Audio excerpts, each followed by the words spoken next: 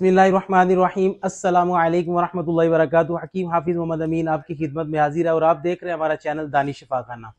आज हम बात करेंगे मादे की मिकदार ज़्यादा पैदा करने के लिए किन चीज़ों का इस्तेमाल करें, और इसके अलावा स्पर्म जिन लोगों के कम होते हैं उसको बढ़ाने के लिए क्या चीज़ इस्तेमाल करें। ये सबसे बेहतरीन नुस्खा हम आपको बताने लगे हैं जो अपने मतलब पे हम इस्तेमाल करवाते हैं। इसमें दो चीज़ें हैं, एक तो आपने अश्वगंधा लेनी है जिसको असगंध नगूरी भी कहा जाता है, अश्वगंधा भी कहा जाता है। ये ले लें 50 ग्राम, 100 ग्राम, 200 ग्राम, मतलब जितनी मिकदार आप चाहते हैं। तो इसके अंदर उतनी ही देसी शक्कर इस्तेमाल कर लें, ठीक है। इसको अच्छी तरह पीस के उसके अंदर देसी शक्कर इस्तेमाल कर लें। और ये मियाँ बीवी दोनों इस्तेमाल कर सकते हैं, जिनको हमल नहीं ठहरता और कोई मामला आता है, बच्चे नहीं होते, स्पर्म की मिकदार कम है मर्दों के लिए, औरतों को हमल नहीं ठहरता, इन दोनों के लिए मुफीद है।